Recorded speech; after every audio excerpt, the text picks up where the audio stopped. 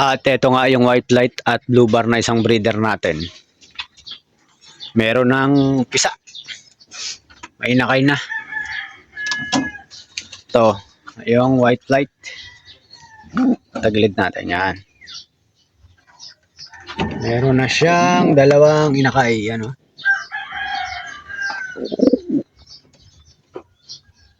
Dalawa nang inakay ng white light. Wala pang kulay. Hindi pa lumalabas. Dalawang inakay ng white light. Ayan. At ito naman yung binasagan ng singsing na ating si Basag.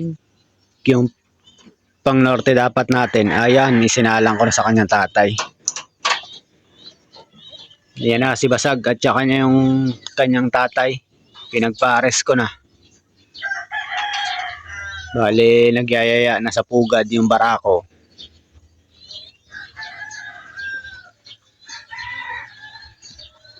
Siguro sa susunod na mga linggo ay itlog na rin yan. Subukan kong ipare sa tatay. Kasi maganda-ganda naman yung nilipad ng ating si Basag. Yan ang lumipad ng malayo. Pinakamalayong nalipad pa lang sa aking loof. Dahil nga ng mga nakaraan ay talagang lagi tayong iwan. Lumipad na siya ng 130 kilometers tawid dagat. May tawid dagat na 40 kilometers. Yan, bago gamat na Basagan ay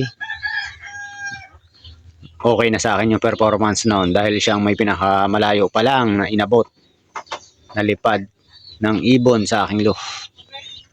Di siya naisampa sa first lap gawa ng binasagan nga. Ayan, breed natin, subukan natin.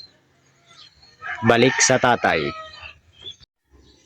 Ito naman yung isang breeder natin. Meron na siyang dalawang inakay nga. Nasuksukan na rin. Yung may puti sa pakpak ang barako. Yan yung dalawang inakay nila. Isang blue bar. Ayan, pinasuksukan natin yan. Sa tropa. Wait lang. Ayun, dalawang blue bar ang anak. Panglaro sa norte at ang isa ay nakakomring. Nakakomring yung nasa dulo. Pang norte itong barako. Yan yung barako malamang yung malapit. Abangan natin yan. Kung kakasa sa norte. Ito yung magulang.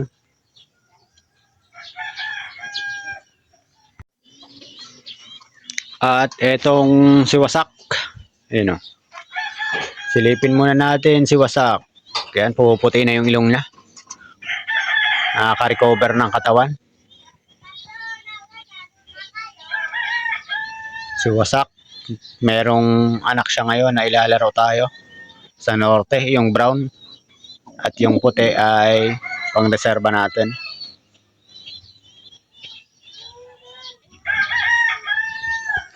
Maganda-ganda na itsura ni Wasak. Nung dumating dito si Wasak ay ang laki ng tama sa dibdib. At ngayon nga naka-recover na siya. At may lahi na sa atin si Wasak BBCM. Pansamantala, binaklas ko muna sa pares niya para makapahinga.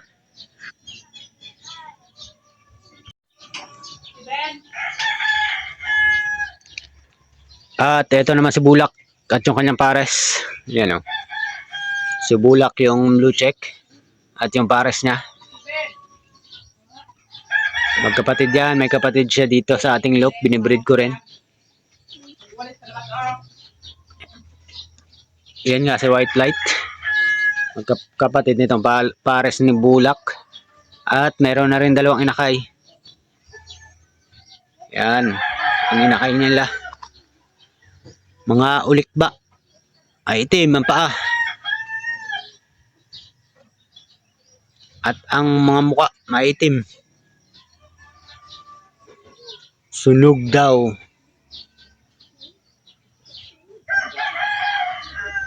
Naka 120 days challenge at isang pang norte. Parehas ng laki. Yung maliit yung nilagyan ko ng pang 120 days challenge. Pero sa ngayon ay malalaki na ang anak ni Bulak. Halos pantay ng laki. Si Bulak at ang kanyang pares. Nakawi tayo ngayon. At ito yung ating mga pang norte. At ilan sa ating pang stock at pang fundraise. Ay, paparondahin muna natin. Naka-ronda position na. Bale, binakod ko na sila. Iniste ko lang at para pumunta rito. Isang linggo bago uli pa makaronda. Ay, parondahin na natin. Paglipas ng isang linggo.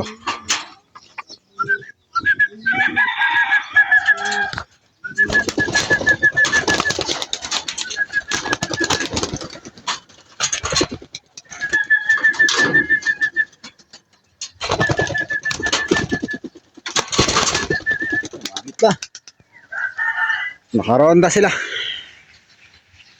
Ang oras 6:36.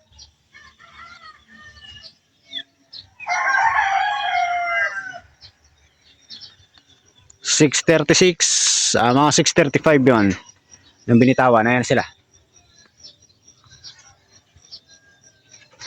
Yun, paikot-ikot lang yan dito sa aking loft. Nakasabik sa lipad ang ating mga ibon.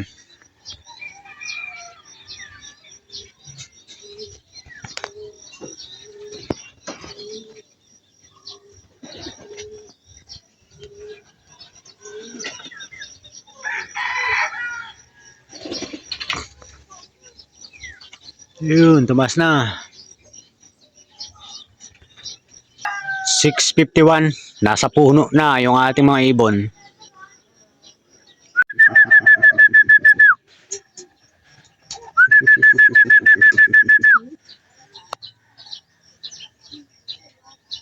(6:51) sila bumaba sa puno.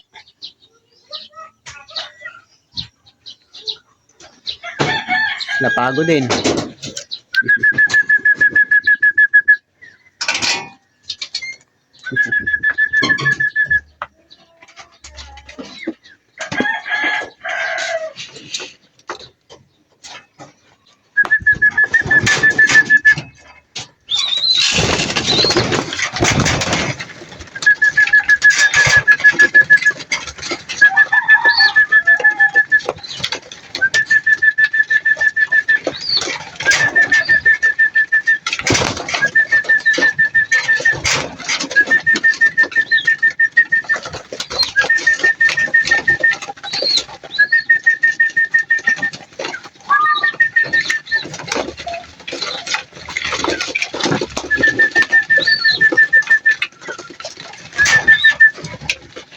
Nahuli, pumasok yung